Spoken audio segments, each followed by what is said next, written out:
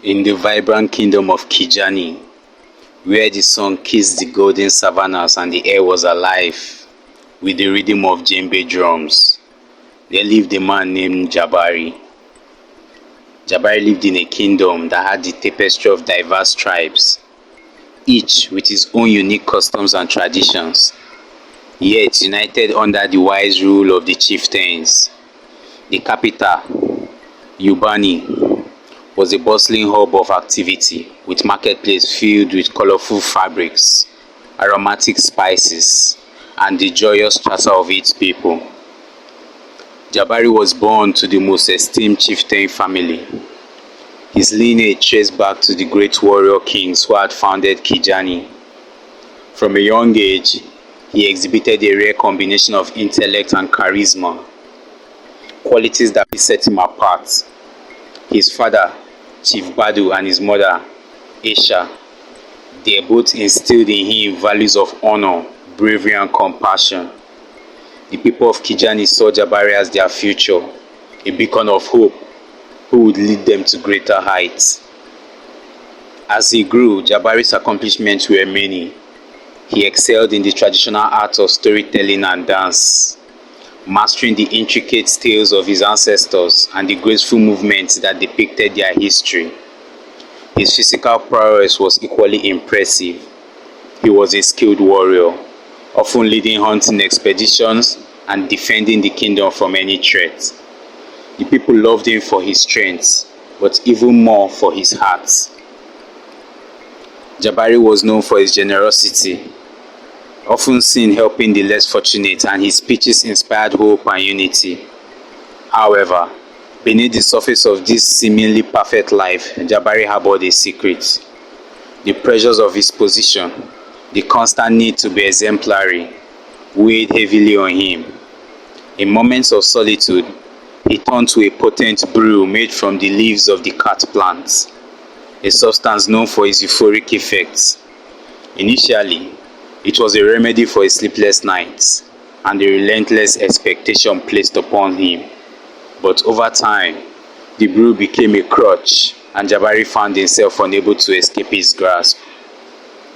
As the years passed, Jabari's addiction began to affect his life in subtle ways. His decisions, once clear and decisive, grew erratic. He would sometimes disappear for days, leaving his advisors and the people of Kijani worried and confused. Among those who noticed the changes was Amani, Jabari's childhood friend and closest advisor. Amani was a man of wisdom and integrity, always standing by Jabari's side, offering counsel and support. "Amani, you worry too much," Jabari would say, with a forced smile whenever Amani expressed concern. "I'm fine, just tired, that's all." But Amani could see the truth. The sparkle in Jabari's eyes had dimmed, and his once vibrant spirit seemed weighed down by an unseen burden. He decided to keep a close watch, hoping to help his friend before it was too late. In a small village on the outskirts of New Bani lived a girl named Nia. She was a bright and curious child, deeply inspired by Jabari's speeches and deeds. Nia had dreamed of one day making a difference in her community, just as Jabari had. Her admiration for him was boundless, and she would often gather her friends to recount the stories of Jabari's bravery and kindness. One evening, during the harvest festival, Nia had the chance to see Jabari in person. He arrived with his entourage, a vision of strength and nobility. As he spoke to the gathered crowd, his words were as powerful as ever. But Amani, standing nearby, noticed the slight tremor in his voice and the way he leaned a bit too heavily on the staff he carried. After the speech, Nia approached Jabari with wide-eyed admiration.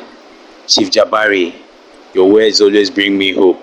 I want to be like you when I grow up," she said. Jabari looked down at the young girl, his heart aching with the weight of his secret. He knelt to her level and placed a hand on her shoulder. "Nia, you have a bright future ahead of you. Always follow your heart and stay true to your values. You can achieve great things." As Nia beamed up at him, Jabari felt a pang of guilt. How could he be a beacon of hope when he was crumbling inside? He glanced at Amani, who watched him with concerned eyes and knew he had to find a way to overcome his demons. Despite his best efforts, Jibari's addiction continued to tighten his grip. The once vibrant leader now found himself trapped in a cycle of dependency and shame. His decisions grew increasingly erratic and his temper, once calmed and measured, flared unpredictably. The people of Kijani, though still loyal, began to sense that something was amiss. Makena, the kingdom's elder and spiritual leader, had long been a guiding force in Jibari's life.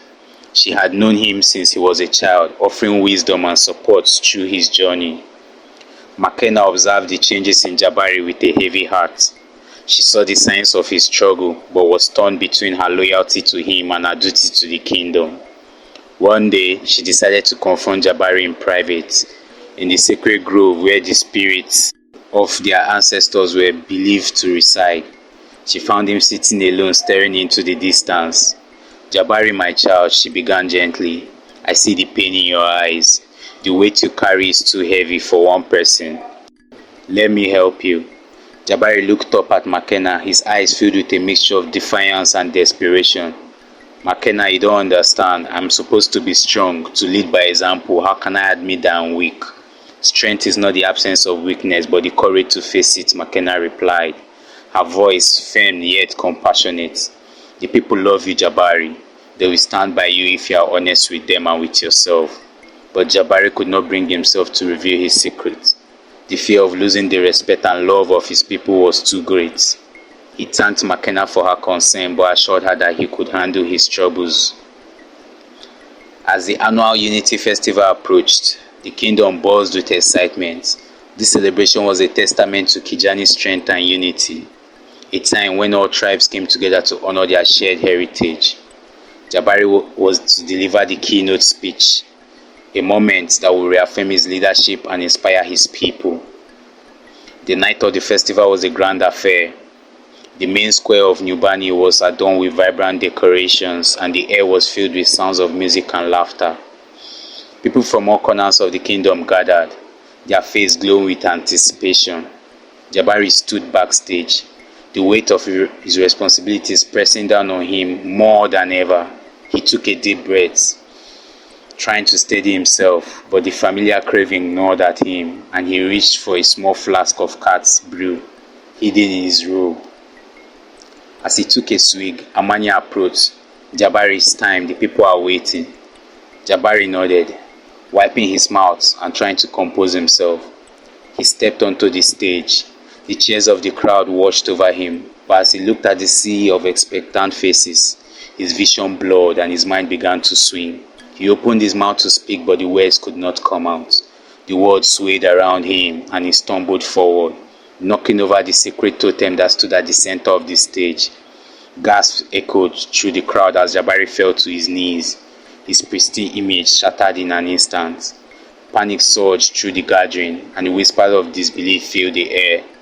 Amani rushed to Jibari's side, trying to help him up, but the damage was done. In that moment, the truth was undeniable. Their hero had fallen. News of Jibari's disgrace spread like wildfire. The man who had been their beacon of hope was now a symbol of betrayal and weakness. The kingdom's faith in him turned to scorn, and the people who once adored him now shunned his name. Jibari threatened and retreated to the wilderness. His estate was abandoned, his titles stripped away.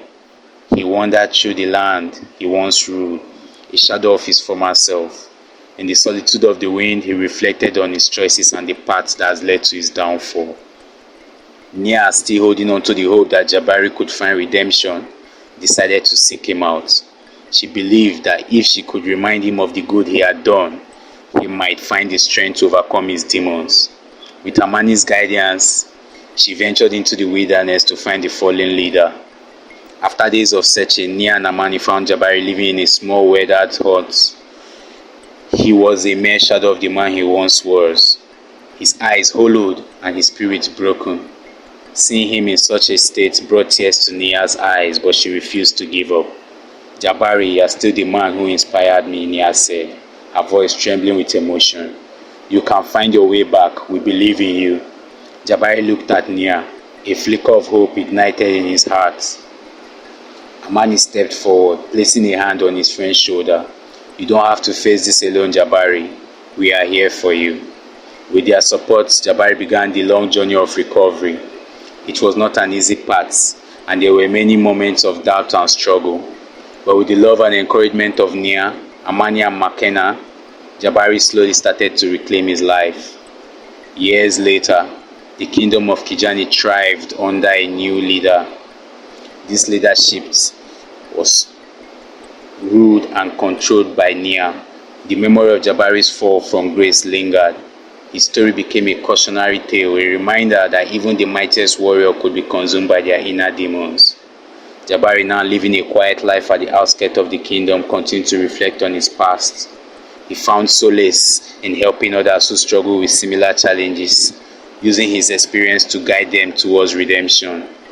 Nia grew into a respected leader in her own right, her admiration for Jibari tempered with the lessons she has learned from his journey. She often spoke of him with a mix of reverence and sorrow, emphasizing the importance of humility and honesty. In the end, Jibari's legacy was a complex one. He was remembered not only for his fall, but also for his resilience and the impact he had on those around him. His story served as a powerful reminder of the strength it took to face one's weakness and the enduring power of hope and redemption.